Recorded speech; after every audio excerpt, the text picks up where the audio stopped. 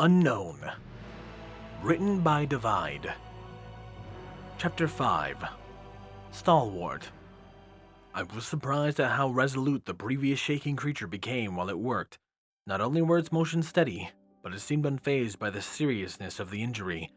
In tandem, those two facts led me to believe that the yellow creature was some sort of healer, or even their equivalent of a doctor.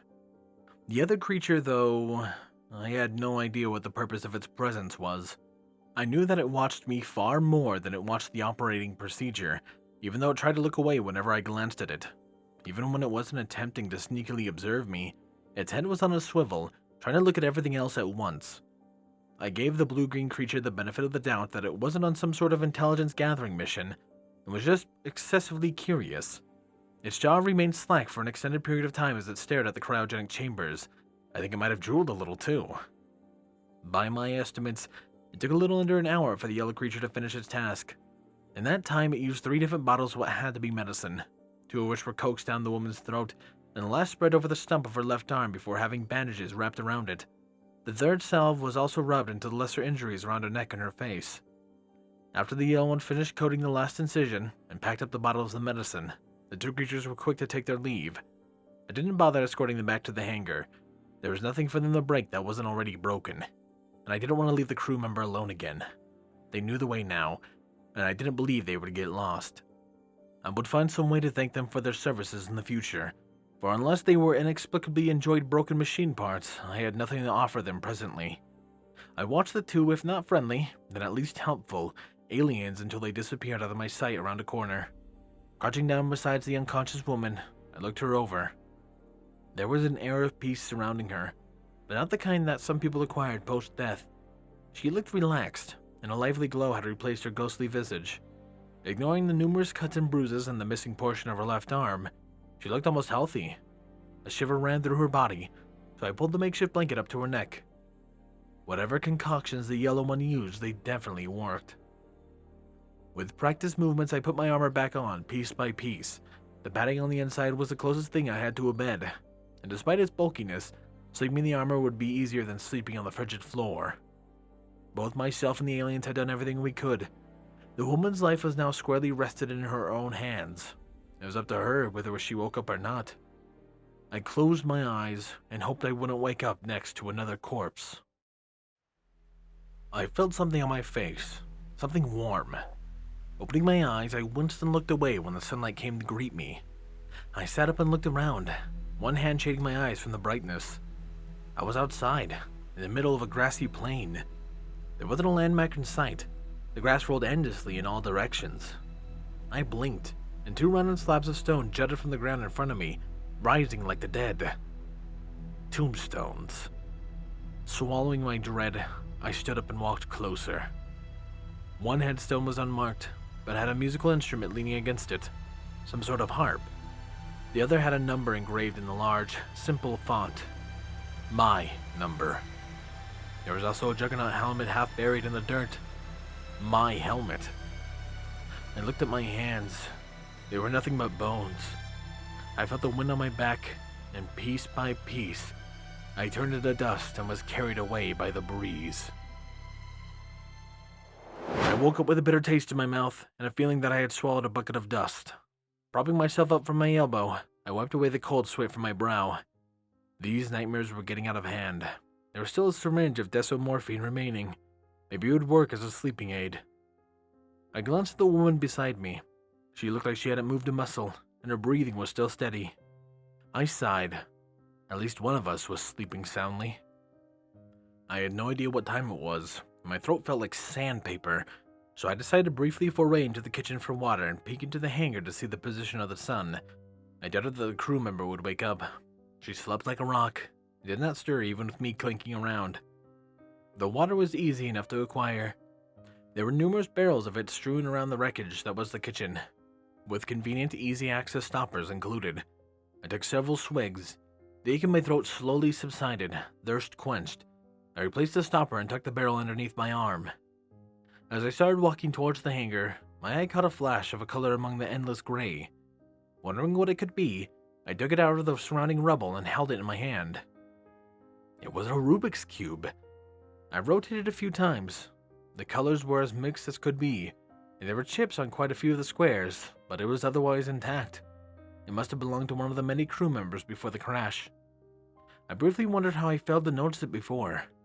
Maybe the horse aliens unearthed it by accident. Seeing as how I had nothing else to go by, the explanation was the one I chose. After a moment of indecision, I placed the Rubik's Cube in an empty pouch in my chest.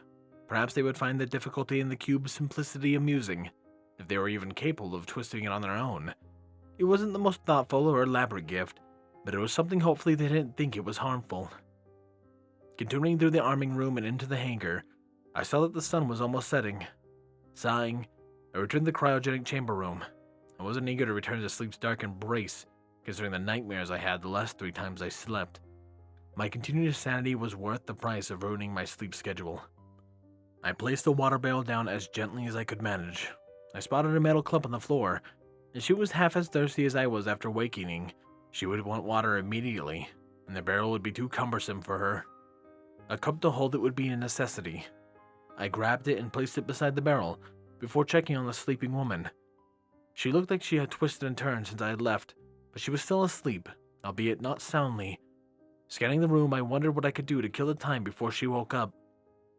My eyes froze at the cryo chamber on the far right. Amidst a pile of broken glass lay the naked corpse I had first set my eyes upon from waking in cryo sleep. The face was shredded and the features unrecognizable, but the 2 dead eyes burned a hole into me. Crouching down, I grabbed the right arm and twisted to see the underside of the forearm. Sure enough, there was a number 9 stamped into the flesh with black ink. He had no dog tag. None of us did. I felt my own stamp burn empathetically beneath my armor. I remembered 9. Even for a juggernaut, he had been quiet, solemn even. I bowed my head and placed a hand over my heart. I had nothing to say. Placing a hand underneath 9's armpits, I dragged him out of the broken glass and shredded metal towards the non-functioning empty cryogenic chamber beside his. Straining, I heaved the husk of 9 into the chamber. After repositioning his limbs, I was able to seal the door. Out of sight, but not out of mind. I wondered what happened to the rest of my kin, the other juggernauts. There were 10 of us on the ship, but I'd only found 9. Where were the rest? Before I could think more on the topic, I heard a sputtering cough followed by a single word. Hello? She was waking up. Swallowing my nervousness, I walked over and kneeled beside her makeshift bed, in reach of the water. I took off my helmet, but did not speak. The woman looked at me first with confusion, but was quickly swept aside by recognition. Her right hand quested out with the cloth and gingerly touched my forearm, but with withdrawing. You're real, she whispered. She sounded surprised. I nodded. I'm not dead. I nodded again. You saved me? I hesitated before nodding. I figured it was best to keep the circumstances of her recovery to myself for the time being. Thank you. Her brown eyes were bright and expecting an answer. I didn't know how to respond. Breaking eye contact, I undid the stopper on the barrel and poured some water into the cup. I spilled a little, but I didn't care. The crew member was alive, and there was no sense lamenting over spilled water. What are you doing? She asked as she struggled to sit up. She managed it on the second try. Instead of answering, I offered her the cup. She reached out to grab it and stopped dead with her right hand almost touching the proffered metal handle. Her eyes were locked into her stump of her left arm, which was also pointing towards the cup. Oh, she breathed. Right. That. After taking a deep breath, she exhaled, grasped the cup with her right hand and drank. I didn't expect a reaction like that. She took in the information that her arm was severed better than most soldiers. I silently applauded her mental fortitude. When she finished drinking, she sighed contentedly and wiped her lips with the back of her hand. My name is Catherine. What's yours? I'd like to know the name of the person responsible for saving my life. I don't have a name, I replied, my voice rough with disuse. Catherine frowned. How can you not have a name? Do you know what I am? I asked quietly. Her eyes fluttered over to my armored form and she nodded. Yes, you're a Juggernaut. So what? Juggernauts don't have names. We have numbers. Catherine then was silent for almost a minute. Then what do I call you? She finally asked. I glanced at my number that was engraved into my shoulder pauldron. It was the same number that's stamped into my forearm all those years ago. You can call me 6.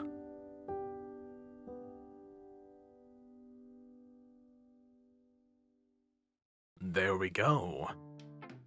Sorry about my little prolonged vacation. Thank you guys so much for 1,000 subscribers. I'll be making an official post and a video once I get the art done for that. That aside, however, I would like to thank my wonderful Patreons as I get into the swing of it again. Thank you, my Tier 1 Patreons, Squall Windfeather, Rain Flicker, Starlight Blaze, Dreamless Portal, Dine Tiny Equine, and Stu Hex. My Tier 2 Patreons, Chase Lemaster, Sword Brother and Mordred, Solus, Captain Blue Shadow, HKH4 aka Texture, and The Animated Ghost. And of course a large thank you to Silent Titan. I appreciate you guys' support so much, and it means a ton to me. That aside, however, this has been Firehearth. Have a wonderful day.